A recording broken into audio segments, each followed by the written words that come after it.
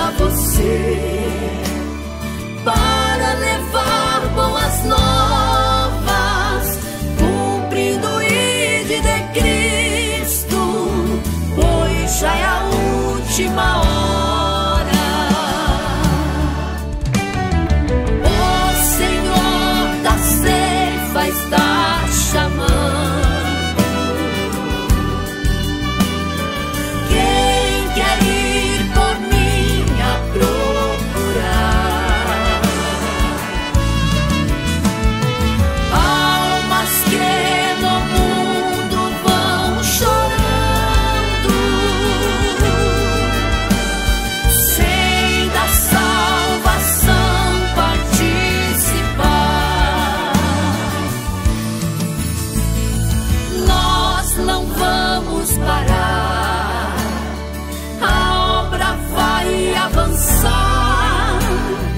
Foi Deus quem nos escolheu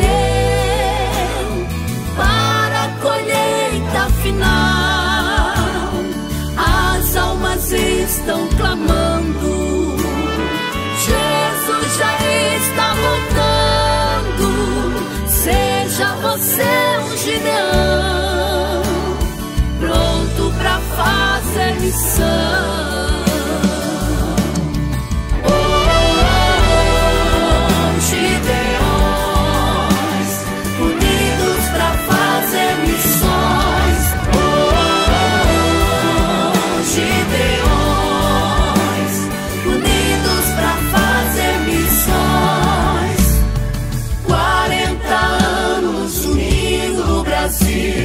Para a colheita final, ouço o clamor de milhões, vamos se unir, Gideões, Gideões, unidos para fazer missões, Gideões, unidos para fazer missões.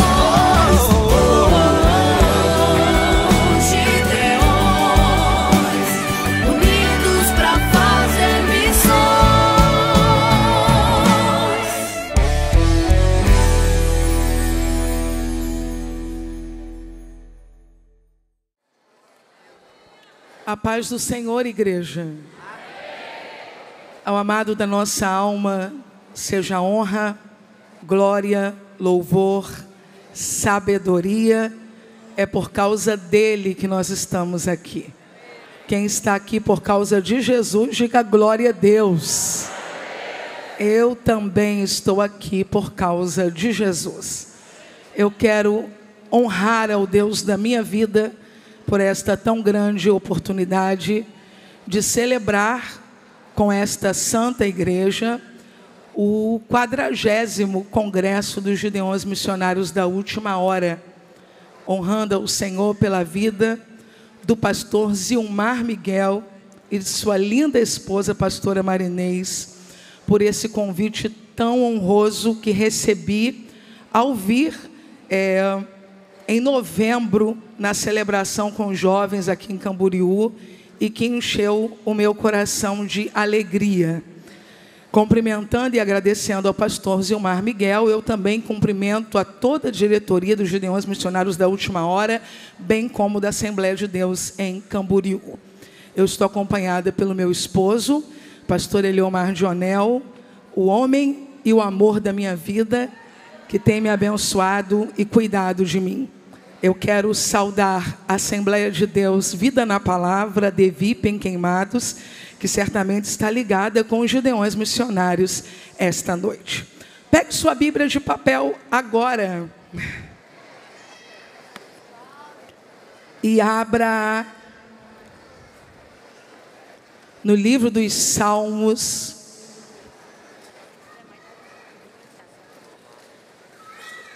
número 119. E enquanto você abre a sua Bíblia, você aproveita para abrir bem o seu coração para receber o que o Senhor tem a lhe entregar esta noite. Salmos de número 119.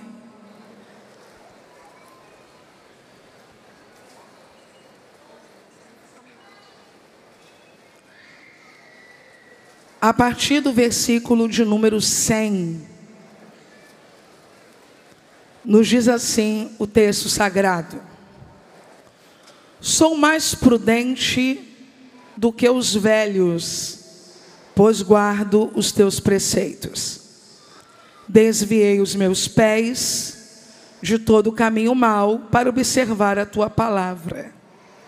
Não me apartei das tuas leis, pois tu mesmo me ensinaste. Quão doces são as tuas palavras ao meu paladar, mais doces do que o mel à minha boca. Dos teus preceitos alcanço entendimento, pelo que aborreço todo caminho errado. 105 que toda a igreja conhece. Vamos ler todos juntos?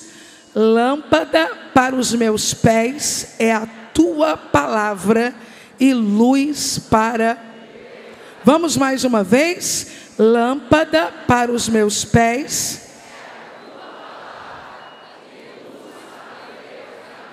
Senhor, acabamos de ler a tua palavra. Ela permanece no céu e é revelada à tua igreja pelas escrituras. Por causa da tua palavra, te pedimos que um exército seja levantado aqui. Glorifica o teu nome, Senhor. Fale e não te cales. Oramos em o nome de Jesus. Amém. Você pode sentar dando um glória a Deus?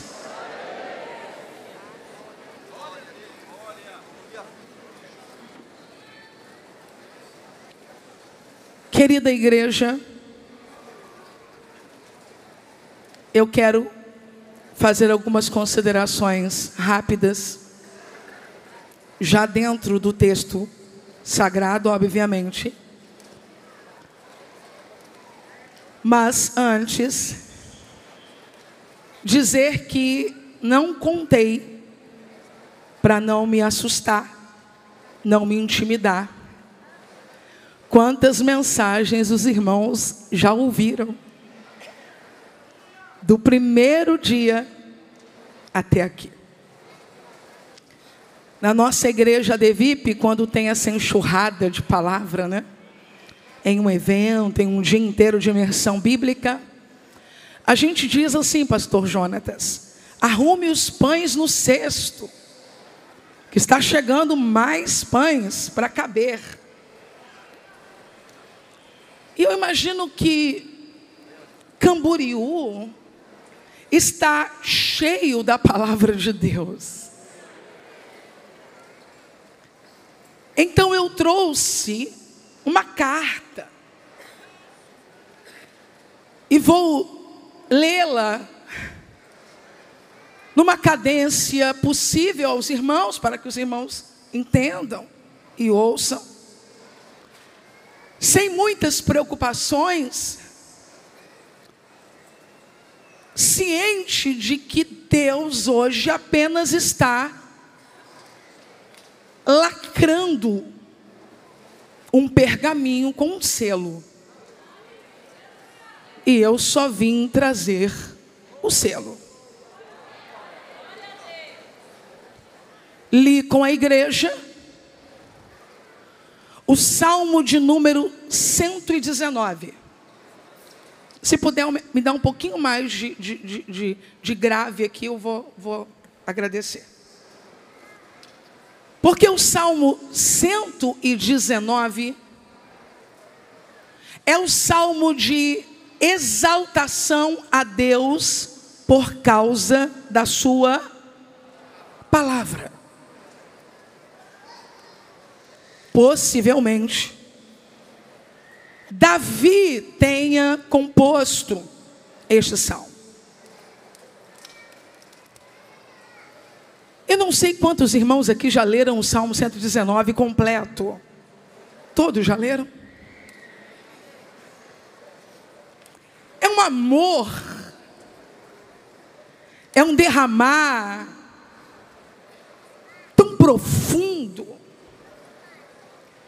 E certa vez, examinando esse texto, por mais de 15 aulas com os meus alunos, eu disse a eles que na paixão que o salmista esboça pela palavra, uma coisa me constrange: eles só tinham a Torá. O homem que está exaltando a palavra ainda não tinha lido o profeta Isaías dizendo: quando passares pelas águas, estarei contigo. Quando pelos rios, eles não te submergirão.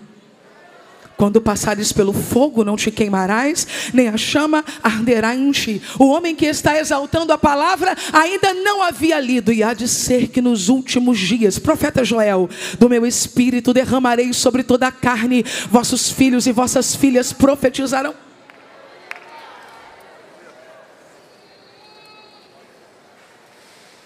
O homem que está apaixonado pela palavra ainda não havia lido. No princípio era o Verbo, e o Verbo era Deus, e o Verbo estava com Deus. O homem que exalta a palavra ainda não havia lido, e dando brado disse: está consumado. O homem que exalta a palavra no Salmo 119 ainda não havia acessado o texto que diz: e vi novos céus e nova terra, e Deus enxugará dos vossos olhos toda lágrima. Ele tem uma porção.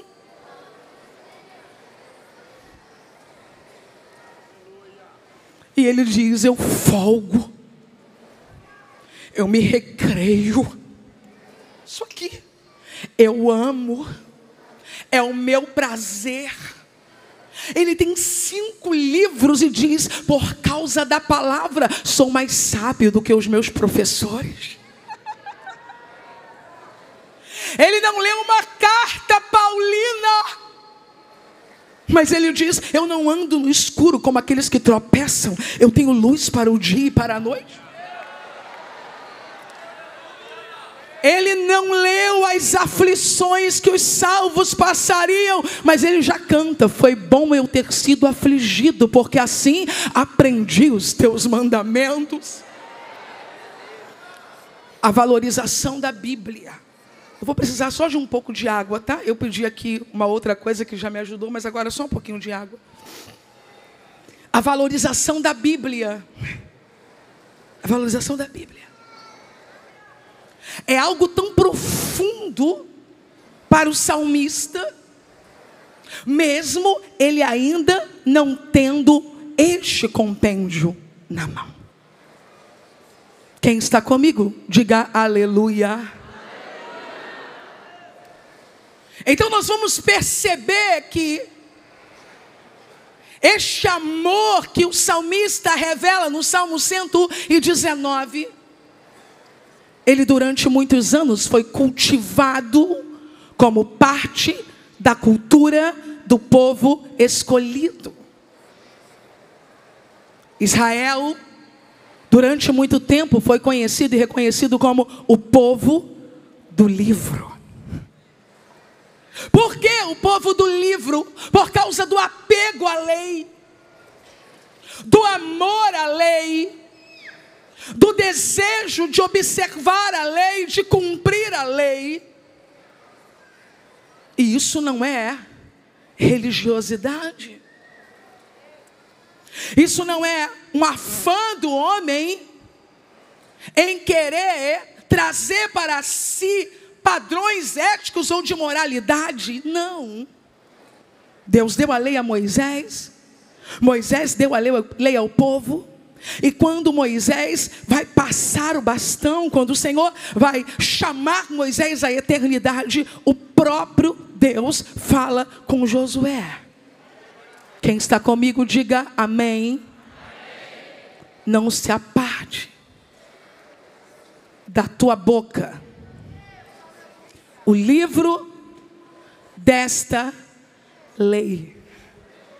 Antes, medita nela de dia e de noite. Isso te fará prosperar e tu serás bem-sucedido. Josué mantém a lei, mantém o livro. Quando chegamos na era dos reis, Davi exalta o livro.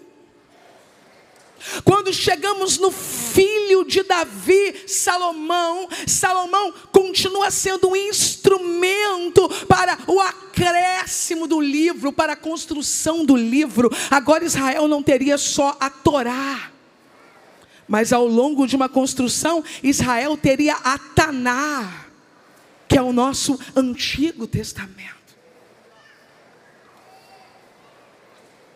Você vai ver em momentos específicos Israel reunido e o livro da lei aberto.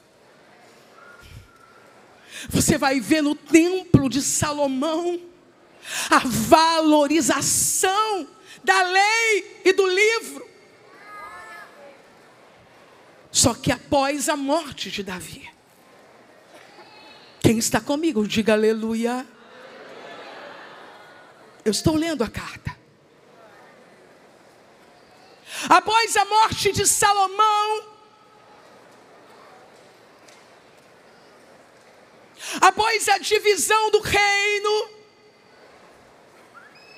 outros reis foram assumindo esta posição, e alguns deles não tiveram o mesmo apego, o mesmo amor que Davi. Pegue sua Bíblia agora e abra no segundo livro dos reis de Israel. Muito obrigada. Trouxe a Bíblia? Abra.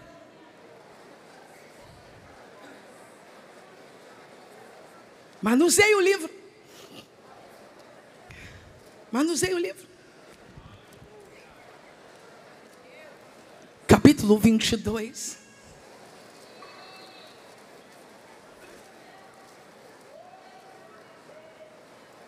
Aleluia.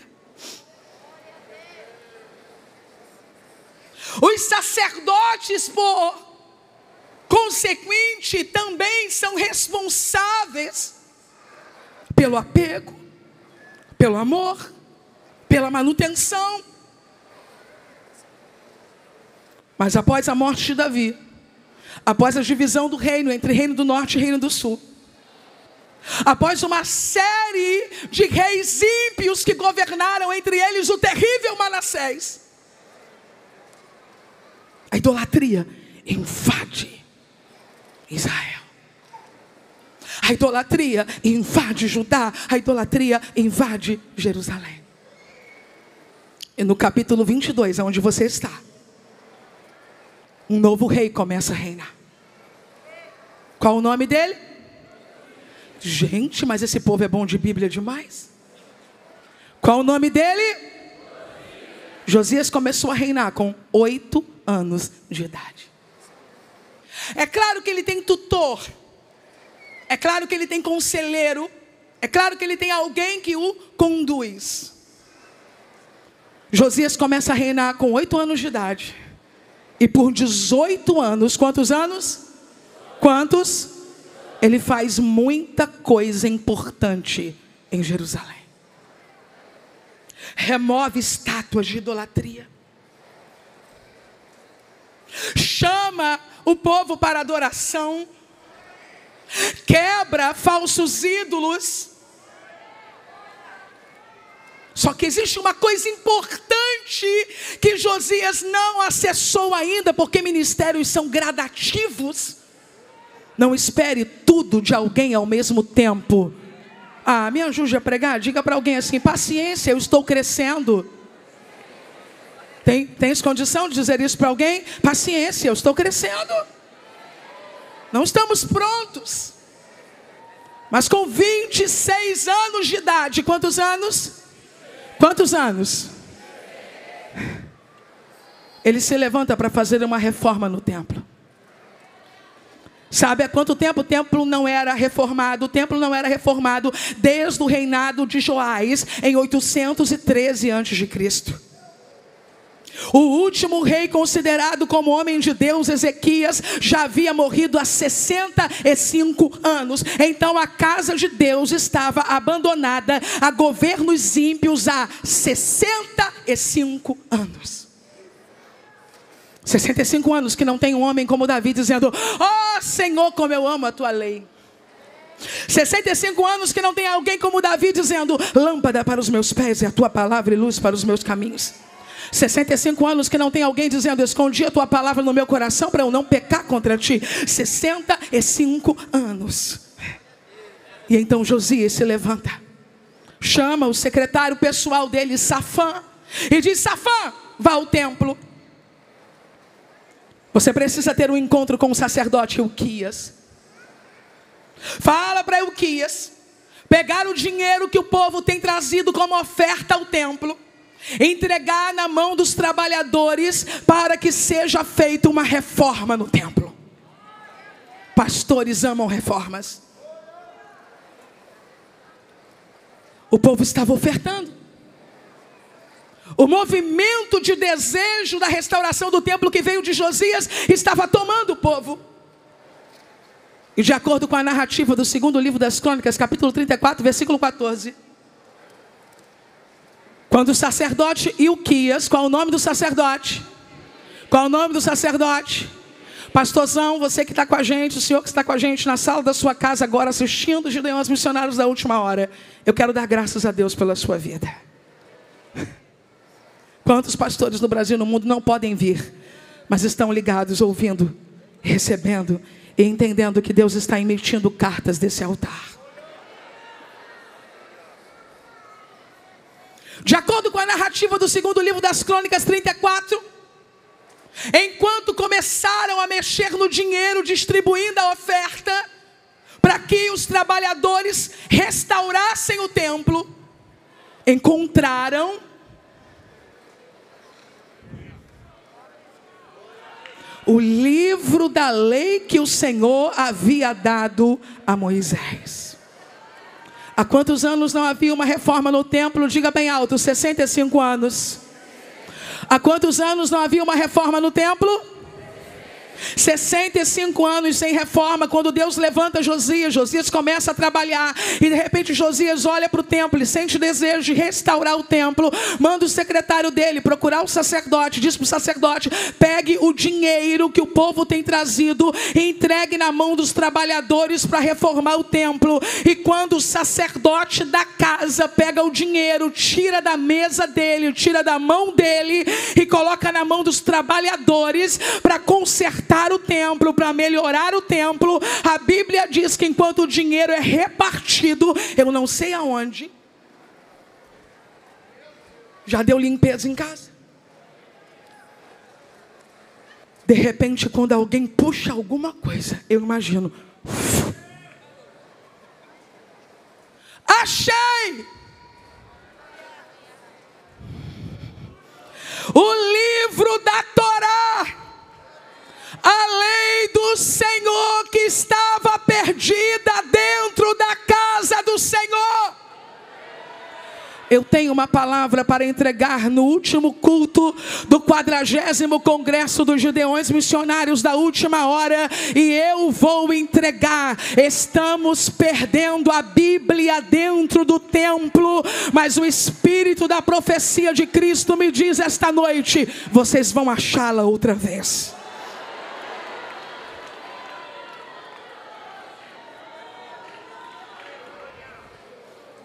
Safã havia ido ao templo para cuidar de uma demanda administrativa. Eu vou dizer de novo, Safã havia ido ao templo para cuidar de uma demanda administrativa, mas ao chegar, ele encontra o sacerdote Hilquias, aquele que deve cuidar das demandas espirituais. Pastores cuidam das demandas espirituais, administradores cuidam das demandas administrativas. Quando o administrador chegou no templo para conversar com o pastor olhou para ele e disse: rapaz, eu não sou capaz de presumir quantas vezes o administrador encontrou o sacerdote antes do sacerdote encontrar o livro. Quando o sacerdote encontra o administrador sem ter encontrado o livro, o sacerdote é mais um administrador, como o administrador é. Mas quando o sacerdote encontra o livro, o sacerdote deixa de ser só mais um administrador e passa a conversar com o administrador como alguém que tem o livro.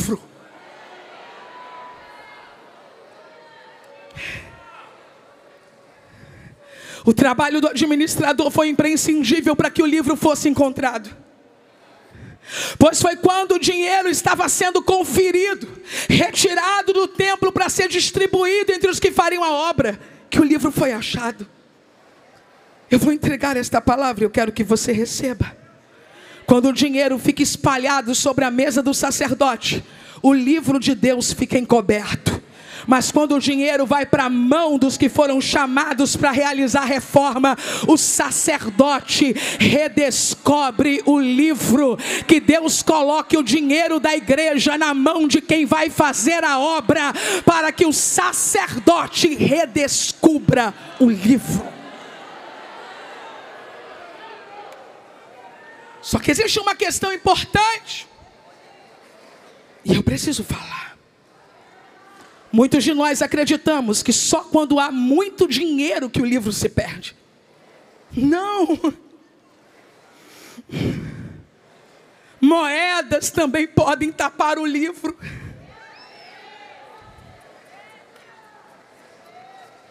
Nós vamos falar isso como pastores de uma pequena igreja que já foi muito menor do que é hoje. Na angústia de querer construir e não poder, de querer fazer e não ter, o sacerdote é tentado a se ocupar com o livro caixa e esquecer o livro de Deus. Eu nem sei o tamanho da tua luta, pastor.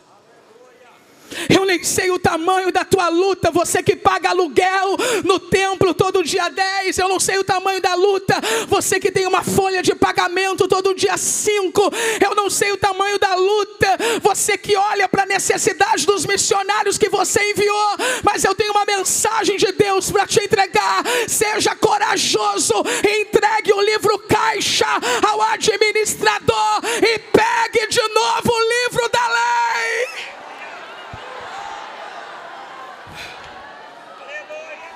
Tenha coragem. Tenha coragem de voltar a pregar sem a preocupação com aqueles que vão dizimar ou não. Tenha coragem de voltar a pregar sem a pressão se vai entrar ou não. Tenha coragem de voltar a pregar sem o medo se vai sobrar ou não. Quando as moedas vão para a mão dos trabalhadores e o livro vem para a mão do sacerdote, o avivamento começa.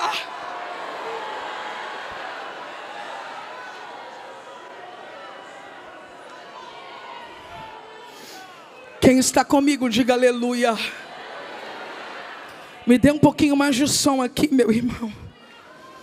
Se você pode segurar na mão de uma pessoa, faça isso. Se não pode, deixa para lá. Mas se você puder, diga à pessoa que está do seu lado: o livro caixa pode desesperar você, mas o livro de Deus vai te mostrar milagres. Eu vim declarar uma palavra de provisão para ministérios que estão em choro.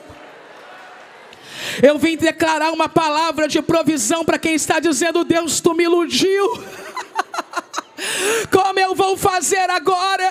Muitos de nós acreditamos que pouco dinheiro favorece, outros acreditam que muito dinheiro favorece, mas o que eu vim lhe dizer esta noite é que o livro caixa é um detalhe, quando o livro dos milagres está na mão da igreja.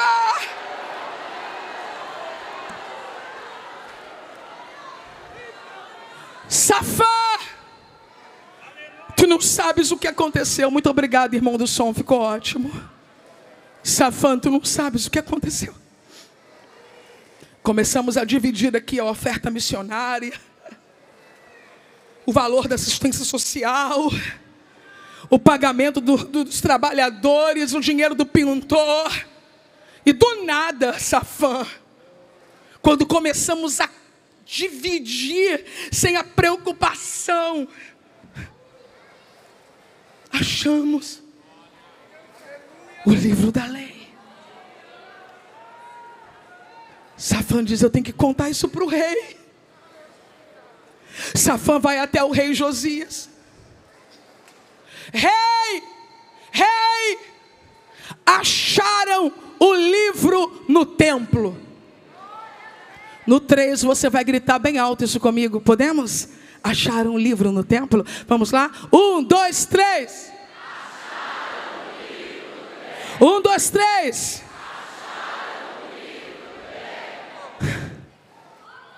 Gente, olha para mim. Mas como perde o livro no culto?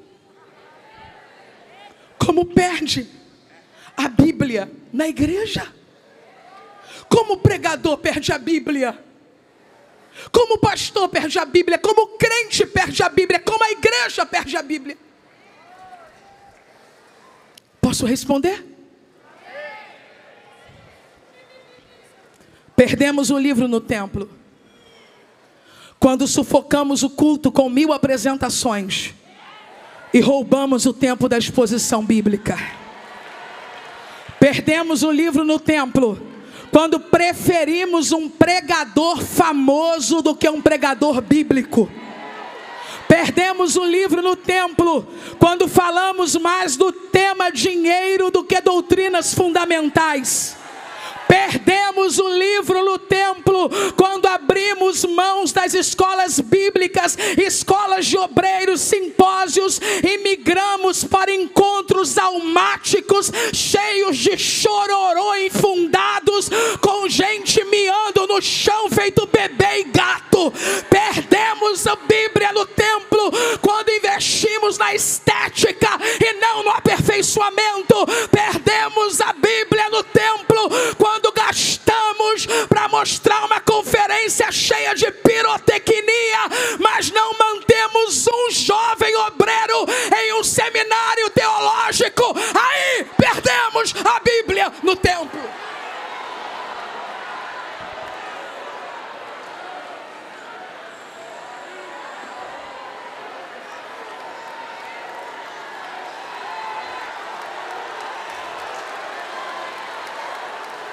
No 40º Congresso dos Gideões Missionários da Última Hora, eu quero pedir perdão aos mestres da igreja brasileira que não valorizamos, aos mestres que não ofertamos, aos mestres que não amamos, em detrimento a pregadores famosos e midiáticos que têm grandes cifras ou grandes números de seguidores. Eu não estou falando isso aqui porque esteja com dor de cotovelos. Eu estou dizendo isso aqui com mais de 1 milhão de seguidores no Instagram. Eu faço questão de pontuar isso para que você entenda que eu não vim aqui dizer que fama é pecado. Eu vim dizer aqui que se um mestre bíblico perde por causa de número de seguidores, é a igreja que está perdendo.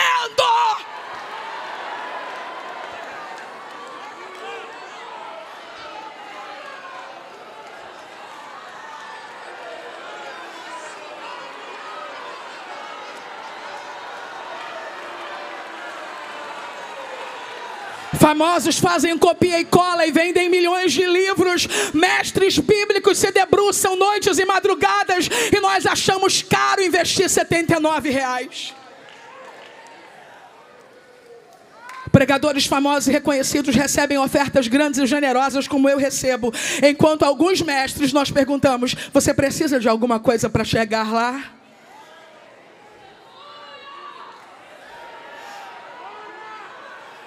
Desanimamos mestres que voltaram para os balcões, foram trabalhar em açougues de novo. Desanimamos mestres que desistiram dos seminários para alimentar seus filhos e famílias. Nós matamos os mestres quando só valorizamos os movimentos passageiros e instantâneos em detrimento à palavra pregada no poder do Espírito Santo. Que no 40º Congresso de Gideões Missionários da Última Hora, a igreja se levante para achar o livro perdido no templo.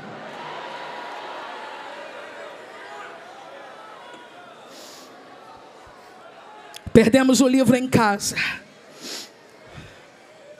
Perdemos o livro em casa quando fomentamos o uso de jogos e alta tecnologia, mas não incentivamos a leitura bíblica na nossa casa.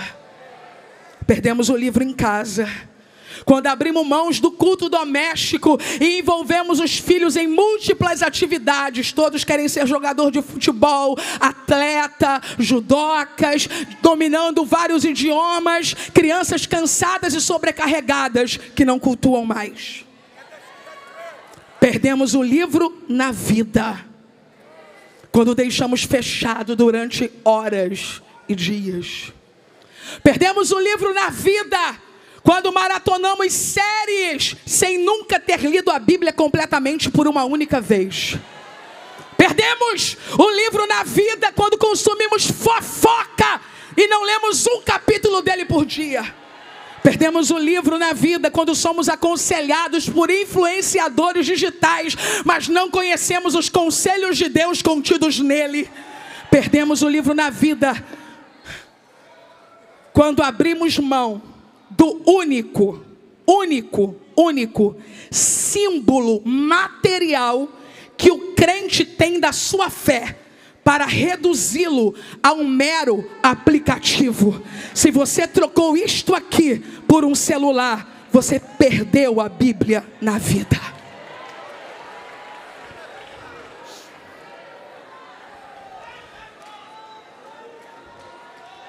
Josias, eles estavam fazendo culto sem o livro, acredita? Josias, eles estavam ensinando no templo sem o livro. Mas quando começaram a organizar o templo, para entregar o dinheiro para começar a reforma, encontraram o livro. Vou ler para o senhor o que está escrito no livro. Josias, posso? Eu estou no 2º livro das Crônicas, capítulo 22. Possivelmente, a parte lida tenha sido Deuteronômio. Possivelmente. O livro onde a idolatria é condenada e as pragas são prometidas. Ele já havia começado a banir a idolatria, Josias, mas agora era o livro que estava falando e não mais a sua experiência pessoal, sua vivência ou sua tradição familiar. Nós não podemos passar a vida promovendo coisas empiricamente a partir da nossa experiência sem consultarmos o livro. Não é porque está dando certo que vamos à frente. Quando o rei Josias ouve o que estava escrito no livro, a Bíblia diz que ele rasgou as suas vestes. E ele disse: procurem alguém, consultem ao Senhor. Uma comitiva com o pessoal da administração e o sacerdote foram até o bairro Novo de Jerusalém, na parte baixa da cidade. Vai descer secretário, vai descer administrador, vai descer sacerdote, para procurar a irmã Hulda. Eu vou repetir. Quando o livro for recuperado, vai descer secretário, vai descer administrador, vai descer pastor, que esqueceu que quando foi ungido andava com a boca no pó, nos círculos de oração. Mas agora faz piada de profeta e de língua estranha. Vai descer pregador que quando usava o paletó de uma listra só, tomava cafezinho na casa da irmã Uda, mas agora pensa que é teólogo por causa de 4 meses de curso online. E anda criticando os mistérios de Deus. Mas quando o livro foi encontrado, vais descer. Vais descer. Vais descer para a cidade baixa de Jerusalém para procurar a irmã Uda. E aqui eu estou falando para os profetas. Aguenta firme. Suporta mais um pouco essa brincadeira, esse falatório, essa baboseira, esse escárnio, esse roda-roda que eles andam fingindo por aí, que faz parte da nossa cultura, para tentar depois nos sujar, nos manchar. Aqui roda sim, mas roda no poder. Roda na unção. Deixa os reformados zombarem, porque quando o livro foi encontrado,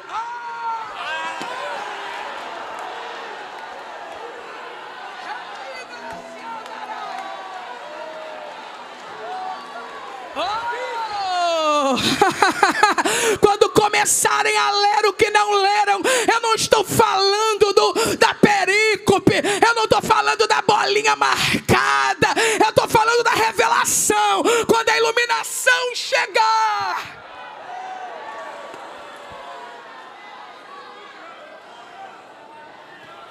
deixa os reformados debochados debocharem, porque nem todo reformado é debochado, né? Então deixa os reformados debochados debocharem, junto com os falsos pentecostais debochados que debocham também. Irmã Uda, vai chegar a sua vez. A irmã Uda é a esposa de um obreiro. Nem tenta entender, isso é língua de assembleiano. Quando os gideões sobem os rios, aí eles ficam loucos. Tem uma parte aqui que eu ministrei da vez passada. Temos que ensinar essa geração a cantar em línguas. Eles pensaram que era literal, que ia ser um ensaio para falar em mistério. Não entendem. Então, igualzinho Nicodemos, como é que eu faço? Volto para a barriga? Não, meu. Irmã Uda é esposa de um obreiro que cuida das roupas sagradas do templo. E quando Josias viu a coisa feia, pediu para consultarem a voz profética. E a voz profética escolhida para ser consultada foi de um casal que guardava as vestes do templo e fazia a reforma das vestes. É claro que isso não quer dizer nada. Eu nem vou fazer essa aplicação, senão posso ser chamada de legalista, de tola. Mas por acaso perderam um livro, acharam um livro e foram procurar logo o casal que guarda as vestes sagradas. Deixa eu lhe dizer que ela é contemporânea de Jeremias. Mas desta vez não é Jeremias quem Deus vai usar. Ela é contemporânea de Sofonias. Mas desta vez não é Sofonias a quem Deus vai usar. Uda, guarda roupa, lava roupa, passa roupa, ajeita roupa, costura roupa. Estão dizendo que é exagero, que não precisa. Mas quem disse que o sacerdote se veste com veste sacerdotal não foi Moisés, não foi Josué, foi o próprio Deus. Foi o próprio Deus que disse: coloca roupa, coloca um calção de linho embaixo, para de fazer vergonha. Só quer pregar para mulher, só quer pregar para moda feminina. Esqueces que tu és sacerdote. Perto de rasgar essa roupa no meio, vá se vestir com as vestes sacerdotais.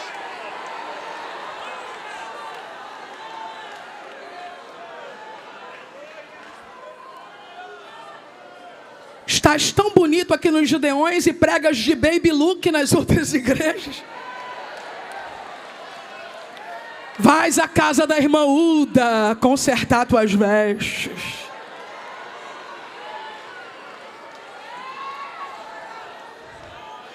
desceram à casa da profetisa.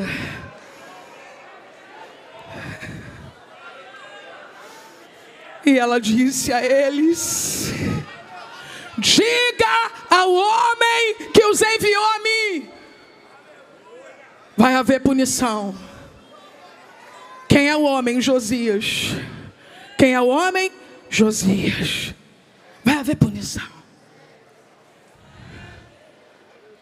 Mas diga algo a mais a ele. Quem está comigo, diga aleluia. Como ele se humilhou, como ele rasgou as vestes, como ele chorou. Enquanto ele viver, esse mal não se cumprirá e ele será sepultado em paz. Pegue a sua Bíblia agora, levante o mais alto que você puder e grite: o livro foi recuperado. E a festa de Deus começou. O livro estava de volta ao lugar. Josias fez um pacto com Deus. A Páscoa foi celebrada de acordo com a palavra do Senhor, transmitida a Moisés. Tudo fluiu. Tudo fluiu. Segundo o livro dos Reis, capítulo 23, versículo 2. Ouça isso aqui. Em seguida o rei subiu ao templo do Senhor, acompanhado por todos os homens de Judá, todo o povo de Jerusalém, os sacerdotes, os profetas, todo o povo, do mais simples ao mais importante. Para todos o rei leu em alta voz todas as palavras do livro da aliança que havia sido encontrado no templo do Senhor. Vale dizer glória a Deus no 3, 1, 2, 3.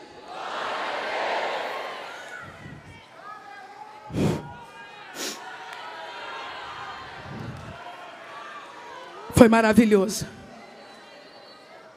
Quem está comigo, diga aleluia. Quem não foi embora, diga glória a Deus. Josias reinou 31 anos. Quantas coisas maravilhosas aconteceram, e foi nesse contexto que começou um grande ministério profético, o ministério de Jeremias. Josias morre. E Jeremias chega a compor uma lamentação sobre isso, porque Josias foi um rei tão inclinado para restauração, para adoração. Quando ele morre, Jeoacás começa a reinar. Mas 3 meses depois, seu irmão Jeoaquim assumiu o trono por exigência de Faraó Neco. Para você não esquecer mais esta mensagem, diga bem alto no 3, Jeoaquim. Vamos lá? 1, 2, 3. Agora você vai dizer assim: Josias morreu, Jeremias seguiu, Jeoaquim governou. Josias morreu, mas o profeta Jeremias estava vivo. O ministério dele começou nos dias de Josias, 5 anos antes do livro ser encontrado. Durante 18 anos, Jeremias profetizou tendo um crente no trono. Gente, quando tem um crente governando, profetas fluem. Eu não posso nem contar para vocês até que horas o pastor Gilmar me deu, eu não posso contar. Vocês não têm noção, vocês vão até desmaiar, então eu vou ficar quietinha. Porque quando tem um profeta na administração, desculpe, quando tem um rei crente, quando tem alguém administrando, um líder, não é rei de coroa não, gente, tá? Um líder crente, os profetas fluem. Jeremias fluiu durante 18 anos. Só que o ministério de Jeremias duraria quantos anos? 41. Seria necessário por 23 anos continuar profetizando, mesmo sem apoio algum. Faz cerca de 4 anos e meio que Josias morreu, quando nós chegamos agora em Jeremias 36, abra sua Bíblia aí.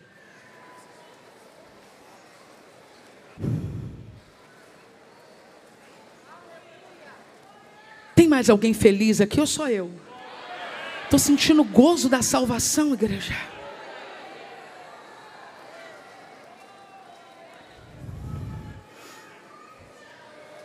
Quatro anos que Josias morreu. Jeoaquim está no trono. E o que voltou? A idolatria. Capítulo 36 do livro do profeta Jeremias. Aos meus amigos, colegas, irmãos pregadores, eu quero dizer que ele faz parte de um conjunto de 3 capítulos com um tema comum: o sofrimento e a perseguição de um profeta do Senhor.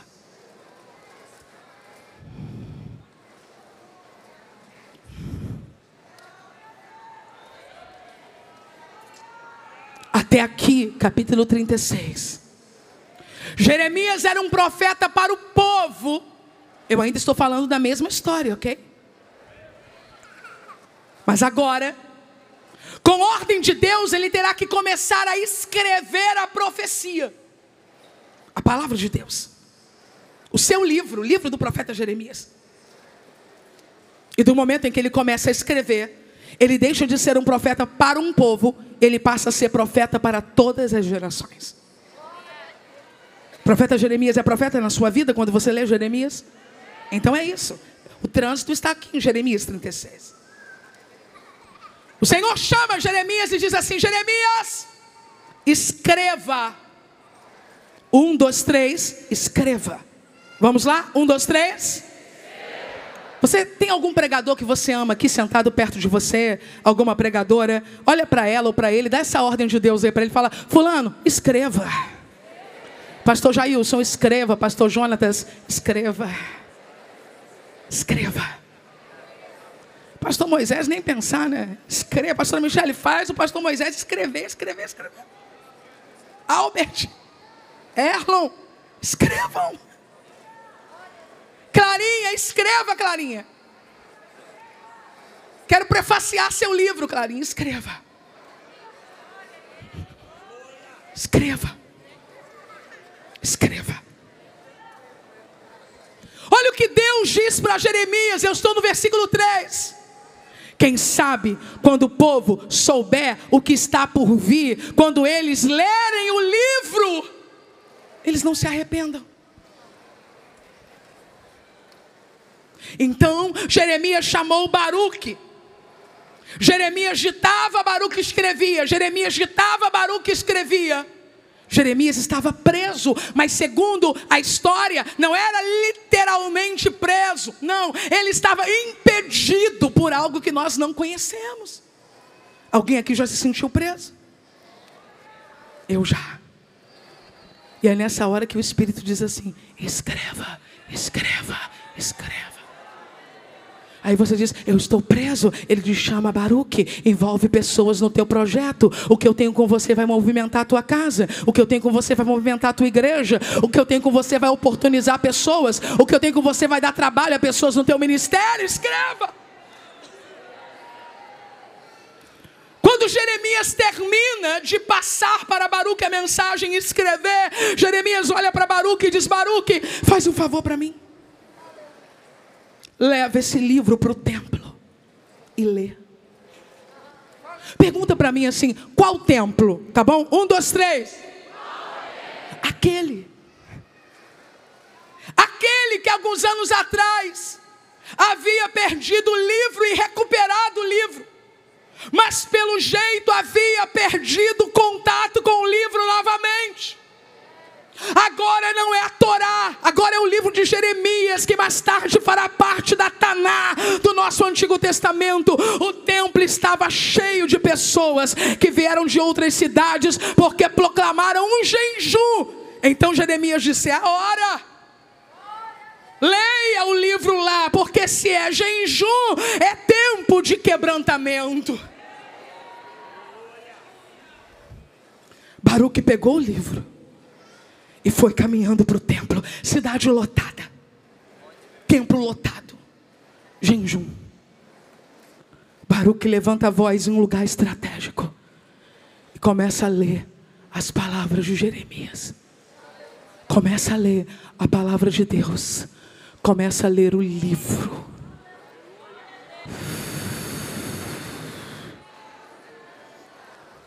Deus.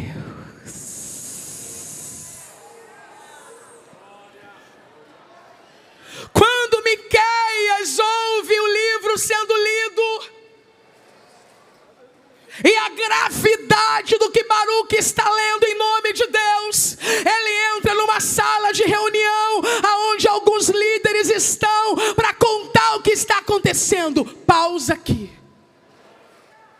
Essas salas já existiam nesses dias. Salas benditas, pastor Gilmar. Cheguei ali, me chamaram para fazer uma chamadinha de vídeo. Eu entrei numa sala que já estava a cantora Larissa, preciosa, o Paulo, já estava a mãe da Aninha, tinha café, tinha bolo. Crente é uma maravilha, pastor. Só que daqui a pouco o que nós fizemos? Todos nós saímos. Vamos para o culto. Salinha é para passar, não é para ficar não. Aí cheguei, pastor Gilvan aqui ministrando, eu percebi que eu podia, né, perturbar passando. Então vou ali.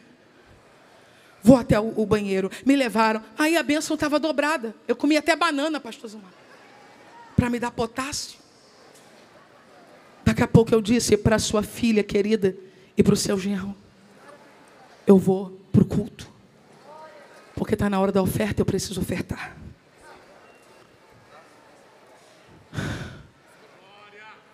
Pastor, fecha essa sala, onde essa gente que não gosta de culto nem de Bíblia, passa o tempo todo comendo e bebendo, pensando que está na própria casa. Avisa essa gente que na hora do culto é hora de cultuar. Sala é para quem está chegando, é para quem está saindo, é para quem está pausando, é para quem está tomando um chá, comendo um biscoito. Não é para banda desviada ficar lá sentada até a hora do seu artista cantar e depois voltar para comer outra vez, desprezando o sagrado e o altar. Tem fome? Coma em casa.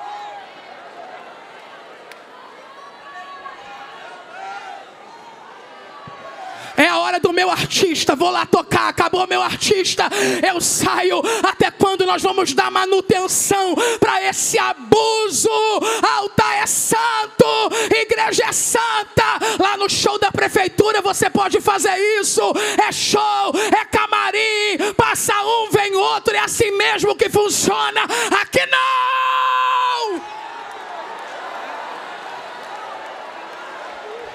Pega na mão desse crente de Deus que está do teu lado e grita para ele: sai da salinha e vai ouvir o livro.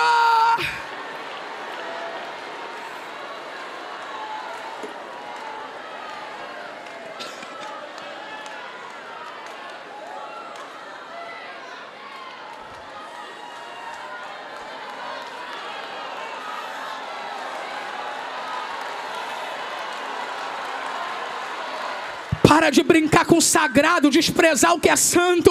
Ofertante, dizimista, colocando pão, colocando café, colocando comida, porque a igreja é generosa e abençoadora, mas não é para virar sala de estar 1 hora, 2 horas. Tenha temor, temor, temor, temor, temor.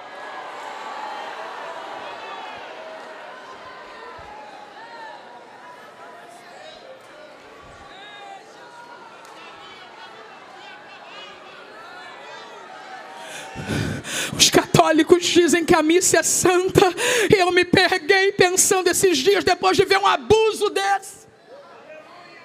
Passei mal. Um abuso desse.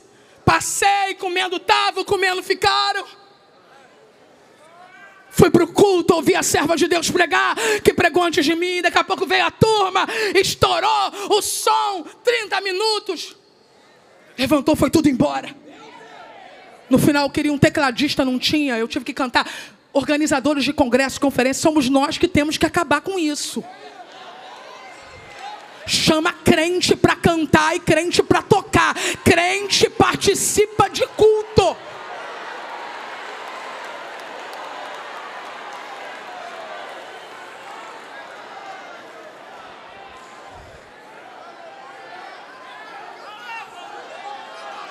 Pastor, é sua hora de ir para o palco. É às 20 horas. Meu irmão, fala comigo com língua de crente. Fala comigo com língua de crente. Se eu estiver lá no show da cidade, no evento da cidade, aí é palco, mas no culto. Minha hora de ir para o palco. Que hora vai começar o culto? Pergunta para o crente que está lá. Que horas vai começar o culto? Está na hora de recuperar o sagrado na igreja. Que horas vai começar o culto?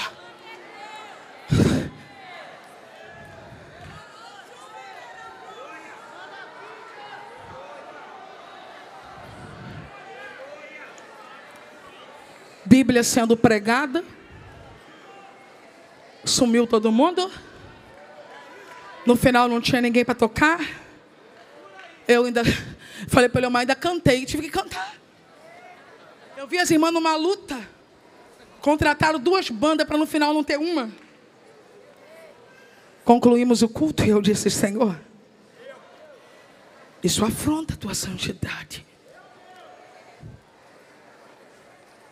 Não tens tempo para fazer, não aceite. Aí vai lá o Miqueias na salinha. Fala com a turma da salinha. Ó, está acontecendo um movimento ali. Os líderes dizem, chama Baraque aqui. Baraque, leia para a gente. Meu irmão, tu acha que um profeta que já profetizou no templo, na porta, na rua, vai ter medo de profetizar na salinha?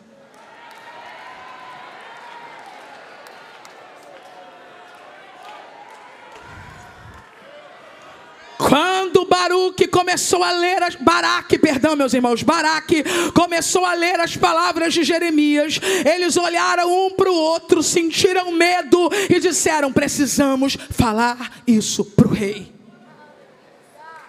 Lembra quando Safã foi no templo e o sacerdote disse, achei o livro, e ele falou, tem que contar isso para Josias. Essa turma está pensando a mesma coisa, vamos lá e vamos contar isso para o rei.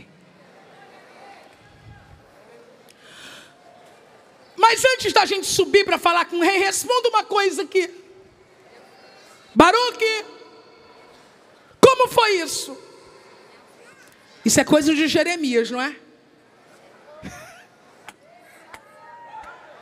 Ele responde, sim. Ele dita e eu escrevo. Aleluia. Eu vou repetir. Ele dita e eu escrevo. Ele dita, eu escrevo. Ele dita, eu escrevo. Ele dita, eu escrevo. Aí os homens olharam para ele e disseram, ó, deixa esse rolo aqui em cima. E vai se esconder você e Jeremias. Já sabiam no que ia dar. Tem mensagem que a gente entrega, mas já sabe no que vai dar.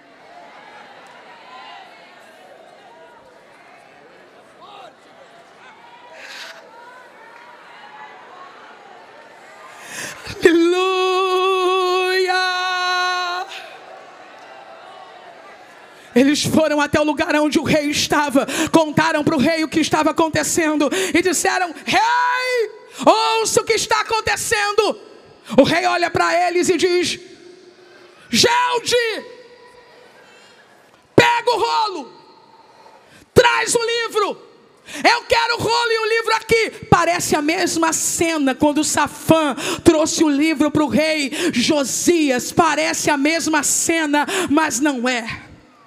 Gelde, o secretário, está lendo.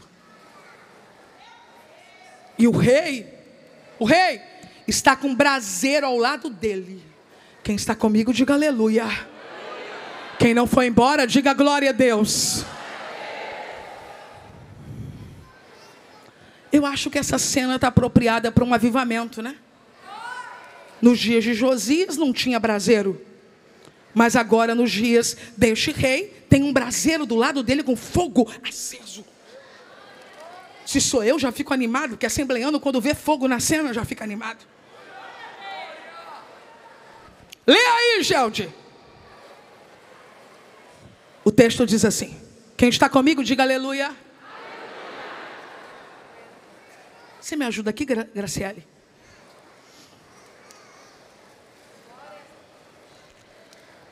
princesa do Eterno. Você segura para mim. Ó, era assim. Lê, Gelde. Aí o Gelde lia. Segundo o texto sagrado, ele lia 3 ou 4 colunas. E Joaquim dizia assim: me dá aqui.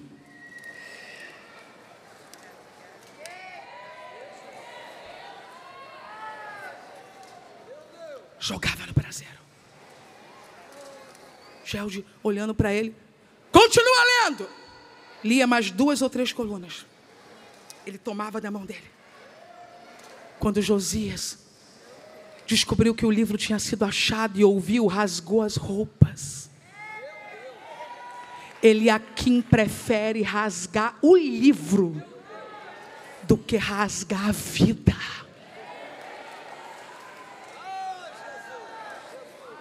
Obrigado, querida. Ele pega uma faca de escrivão, corta o rolo, corta o livro e joga no braseiro. Corta o livro e joga no braseiro. Note, ele não destruiu o livro de uma só vez. Ele foi cortando e queimando, até que o rolo inteiro foi queimado. Quem vai anunciar num culto: a partir de hoje não usamos mais a Bíblia nessa igreja? Ninguém. Então o que se faz? Se queima num braseiro, lentamente, pedaço por pedaço. Vocês ainda estão comigo? Diga aleluia. Levante sua voz e pergunte assim bem alto: quando queimamos a Bíblia no braseiro? Quando fazemos do nosso apego denominacional, de nossas tradições, nossa base. Quando a base é ela. Quando constituímos líderes sem observar as condicionais dela. Quando chamamos de casamento o que ela chama de fornicação. Quando chamamos de união o que ela chama de abominação. Quando chamamos de amor o que ela chama de desobediência. Jogamos a Bíblia no braseiro quando somos tolerantes com a prática do pecado, deslumbrados pela maestria de alguém no uso de um dom. Jogamos o livro no braseiro quando fazemos de missões um departamento esquecido na igreja, ignorando a ordem da grande comissão. Jogamos a Bíblia no braseiro quando fazemos longos projetos, ignorando o que ela diz sobre os últimos dias. Jogamos a Bíblia no braseiro quando esquecemos, nós esquecemos que no tribunal de Cristo nós compareceremos e vivemos como se o arrebatamento não existisse, pregando aos outros e sendo reprovados. Aí jogamos o livro no braseiro.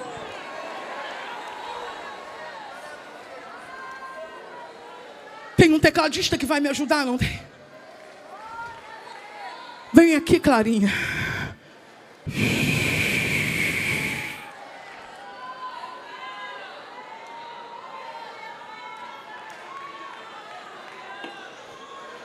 A comitiva de Josias desceu até Uda para consultar a voz profética. Mas a comitiva de Joaquim recebeu ordem para prender Jeremias, calando a voz profética.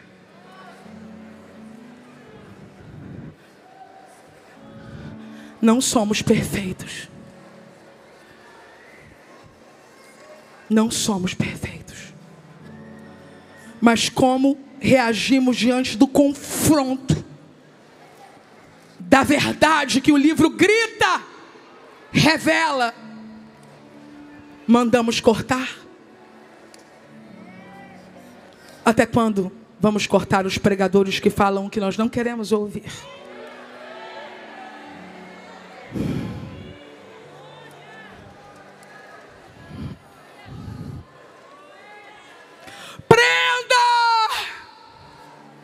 Não foi possível. Igreja do Deus vivo, o Senhor já tinha escondido Jeremias.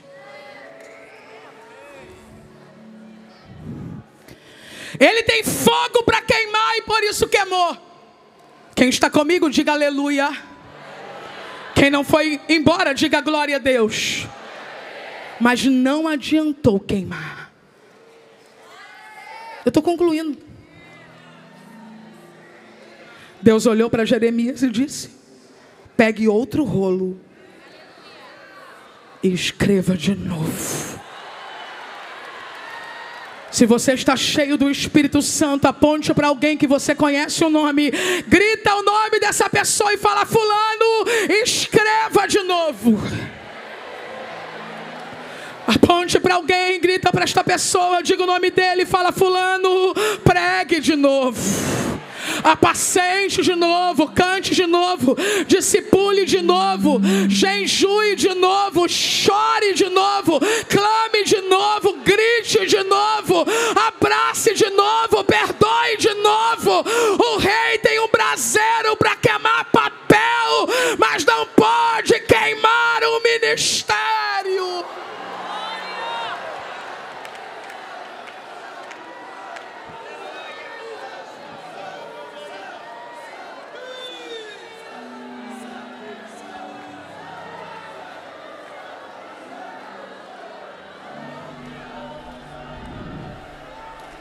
Josias não venha. Josias não veria o castigo nos seus dias, mas Joaquim seria castigado com os seus filhos e seus conselheiros. Jeremias escreveu tudo novamente e ainda foi acrescentando mais, porque ainda havia cerca de 17 anos de profecias após isso. Aproveite que você já está ficando de pé e diga para alguém: tem muita coisa boa para acontecer ainda.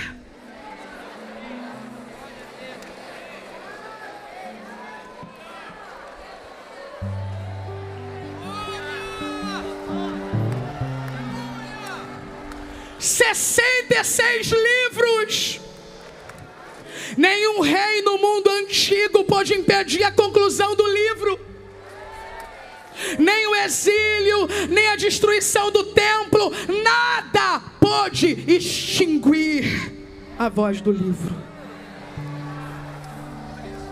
Estava tudo marcado, Ana Clara.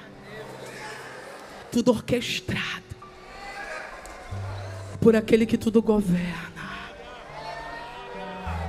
Evangelho de Jesus, segundo escreveu Lucas capítulo 4, ele está iniciando o ministério.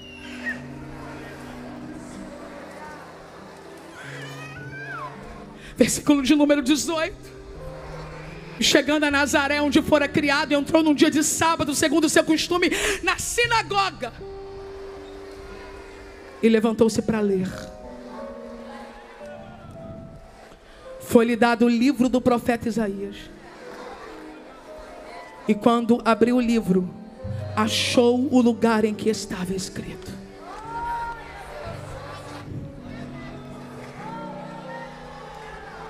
não adianta cortar, queimar, perseguir, destruir. O Espírito do Senhor está sobre mim, pois que me ungiu para evangelizar os pobres, enviou-me a curar os contritos de coração, a proclamar liberdade aos cativos e restauração da vista aos cegos, a pôr em liberdade os oprimidos, a anunciar o ano aceitável do Senhor. E cerrando o livro, tornou a dar ao ministro, assentou-se, e os olhos de todos na sinagoga estavam fitos nele. Então ele começou a dizer: hoje se cumpriu esta escritura em vossos ouvidos. Cadê a sua Bíblia? Levante a sua Bíblia o mais alto que você puder e diga: o livro é dele. O livro é dele. O livro é dele. Eles tinham a Torá, depois a Taná, mas hoje temos o livro completo, 66 livros. A guerra contra o livro e contra os anunciadores do livro não terminou. o livro continua sendo combatido e perseguido duramente. Coreia do Norte, Afeganistão, Paquistão, Eritreia, Iêmen, Irã, Arábia Saudita, Maldivas, China, Vietnã, Uzbequistão, Turcomenistão, Turquia, Catar, Tajiquistão, Cazaquistão, Butão e Omã são os países que entregam a lista mundial de perseguição, onde as medidas restritivas de circulação da Bíblia são as maiores. E nós no Brasil, o que faremos com o livro? Perderemos? Queimaremos? Ou seguraremos firmemente ele?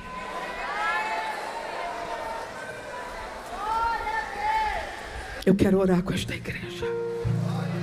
Querida igreja, último culto deste congresso. Eu preciso neste momento fazer algo de forma muito objetiva.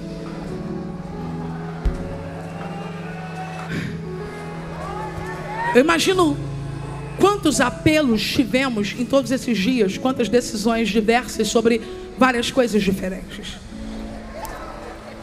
Eu preciso ser fiel ao que Deus quer que eu faça. A última noite desse congresso é uma noite de comissionamento. Eu vou fazer um apelo para os crentes.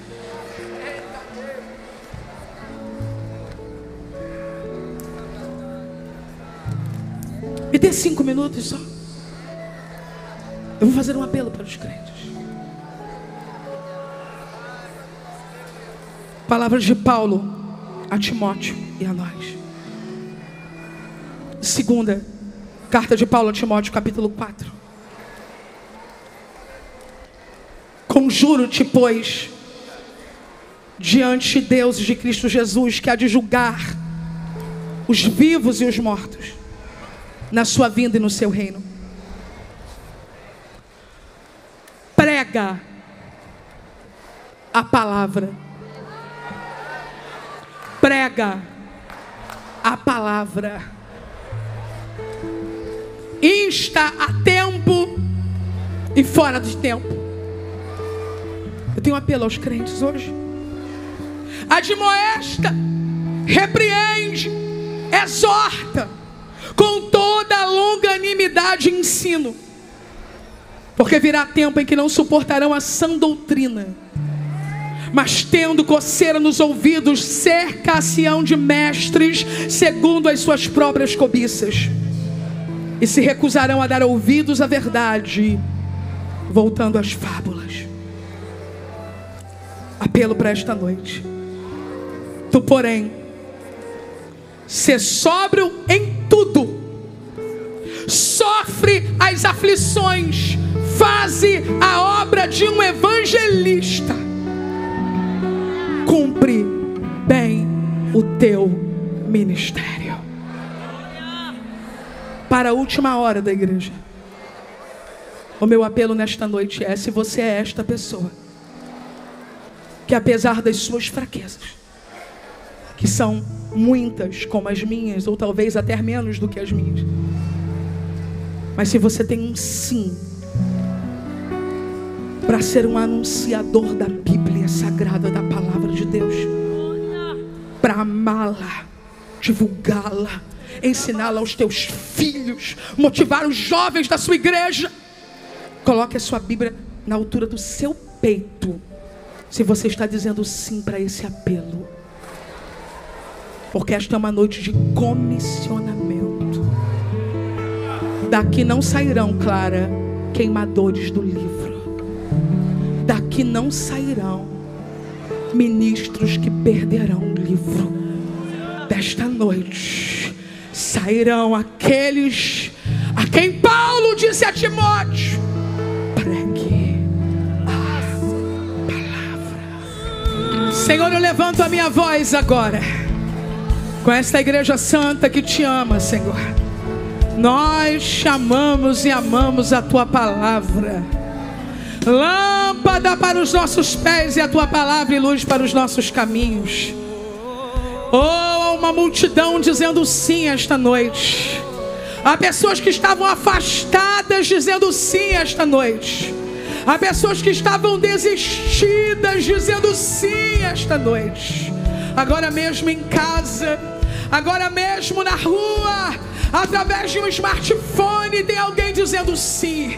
Oh Deus, usa este homem e esta mulher para pregar a tua palavra em Jerusalém, Judeia, Samaria e até os confins da terra. Satanás não pode impedir o avanço do livro nem da igreja. Nós somos teus, tu tens o nosso sim, tu tens a nossa vida. Oramos pelos nossos irmãos que estão em países onde a circulação da Bíblia é restrita, para que eles sejam fortalecidos na fé, no homem interior. Que o mesmo poder que envolve esta igreja agora os envolva também esta noite. Os nossos irmãos encarcerados, os que estão enfermos em um leito, poder de Deus que emana deste altar por causa da palavra, alcance-os e levante-os para o louvor da tua glória. Oramos crendo em o nome de Jesus. Amém. Se você puder abraçar apertado alguém, dizer a ele isto, diga: pregue a palavra.